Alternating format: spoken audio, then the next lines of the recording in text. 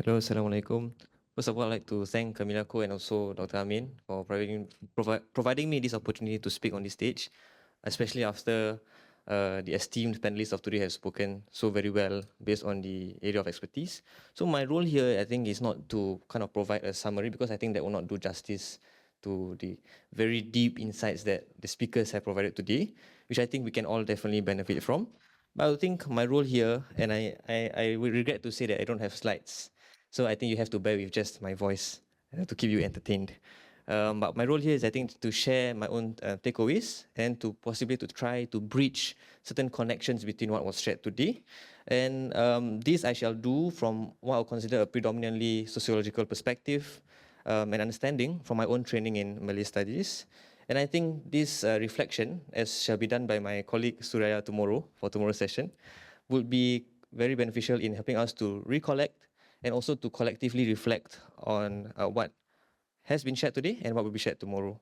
And so I think the event today started very well with a keynote by Cikgu Osman, which I may share here, was also my first Cikgu into Malay dance. So I learned Malay dance first from him. And for that, I'm very grateful. And he gave in his keynote speech a very broad description of the development of Malay dance in the region, tracing its roots from the early Malay civilization, both from the perspective of the Keraton or the Istana, and also from the Rakyat, from the folk.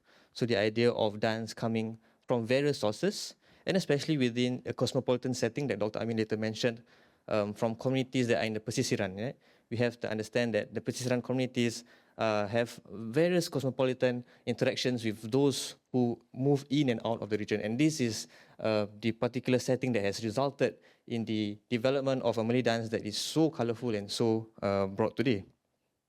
And so, very briefly, we had Dr. Amin speaking at the start about the role of the Bangsawan, the role of Nonggeng halls at urban entertainment parks, the role of the Malay film industry, the role of Persatuan Tarian Melayu, as well as the state's multicultural project on the birth of a new nation state, which have resulted in the development of the Malay dance scene that we see here today.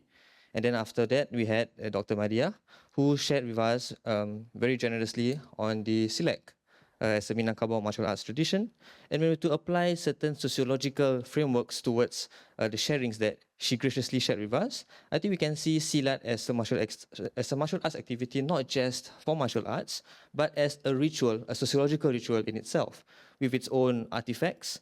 We heard from her the use of the Serai, for instance, as a symbol of welcoming. We also see the use of symbols, right? And then dance or performance, not just as a ritual of performance, but rather for expression of worship as well, right? And then we had artifacts in the form of persenjataan. And I thought what was kind of very interesting to me was the nomenclature involved in the movement vocabulary and how certain vocabulary derived their naming. Afterwards, we had Mr. Abdul Hamid, and he gave us a very broad perspective of the situation in Malaysia, right? The role of the state, especially in the form of policies and initiatives, especially I think we are all aware of the the new cultural policy of 1970s, and afterwards, which have of course resulted in the way that the Malay dance has evolved differently from the way Malay dance has evolved in Singapore, right? And then in the Q&A, I think what stood out to me was that this reflects that Malay society, regardless of where Malay society is placed, whether you're in Brunei, Malaysia, Singapore, Indonesia, it is constantly in flux, meaning it's constantly in motion, it's constantly in development, and albeit this in different directions.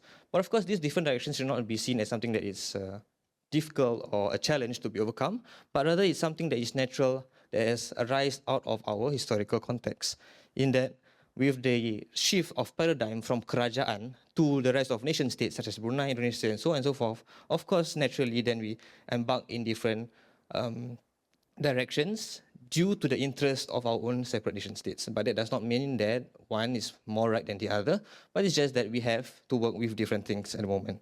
And also, across the experiences shared by the first panel, we saw negotiation and contestation occurring at different planes. You have to talk to your gurus, you have to talk to every other stakeholder involved in the scene. right?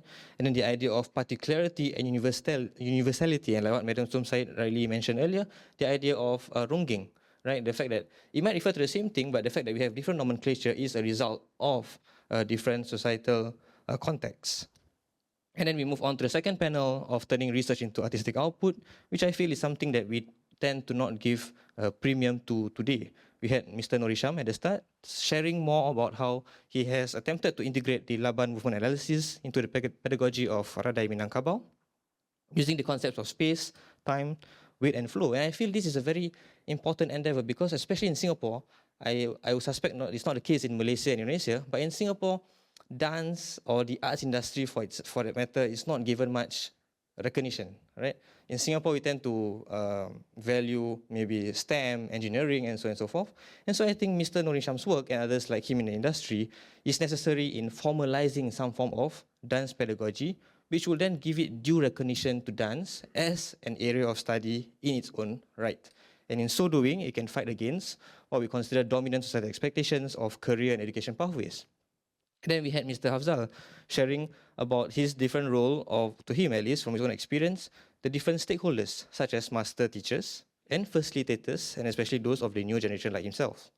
The use of strategies like participation, observation, and then also what he mentioned as the social constructive methodology in informing his own work, as well as the role of ethnographic fieldwork, right? And then finally we have Mr. Nur Azharan Shah sharing with us his project on Zapin Pulau Parit. And what stand out to me was that the experience of that dance is actually the combined product of the physical and also the human or social geography. And his approach is something that we should all pay attention to, in that it's a ground-up approach. It's heavy on research, and it's also based on the community, involving very intimate and close connections with the community that he was working with. And in so doing, he has, I believe, empowered the local community to initiate change on their own, based on their own struggles and experiences and aspirations. And so from what the second panel of today, what I saw especially was, like what Dr. Amin mentioned, an insights into the fields of activism in Malay dance in the 3 different countries. And to answer the question of the direction of activism, I think Mr. Norisham said he's quite, subjected to the situation in Singapore. He says he'll be willing to place himself where he is needed. As for Mr. Hafzal, right, he mentioned that he highlighted his position as a Sarawakian Malay, and if I may say so, he can be considered to be a minority in a minority, right? Sarawakians or Sarawak and Sabah often not given due attention in mainstream discourse in Malaysia, especially so Malays in Sarawak, right? And then of course, Mr. Nur Azharan Shah, his insights gave us into the importance of contributing back to society in the provision of some form of emancipation and empowerment. But what stands out from all 3 of them is their different motivations and different positionalities in their own activism efforts involving Malay dance. And this, of course, is the result of different milieu that they live in. The fact that they have to encounter different circumstances, they have to work with different needs, different struggles of the community that they work with. And of course, the difference in perspectives arising from the different socio-historical trajectories that we have been imposed upon. And so again, the variety in language. But what I would like to stress here is the variety in language, not just as spoken word, but also any other form of communication. And we see that in dance, right? Dance as a language in itself. And I think that, in a way, sort of provides, for me personally, as someone who is, to use the Malay term, berjinak-jinak dengan tarian, I think it's something that is super insightful and something that we do not tend to give a lot of attention to, especially when we learn dance. For instance, before I entered dance, I was thinking, masuk studio, bergerak-gerak dan sebagainya. But over time, I've learned that it requires much more than just bodily practice, but mental inquiry, right? Critical analysis of dance as a cultural product and also as a cultural representation of the society that it's emanating from. And so with that, I hope I provided a brief summary and overview of what has been covered. And of course, I think if you disagree or if you have any other thoughts or pointers that you picked out from this symposium today, I believe they are of course valid. And with that, thank you so much. And I hope and I look forward to tomorrow's event. Thank you.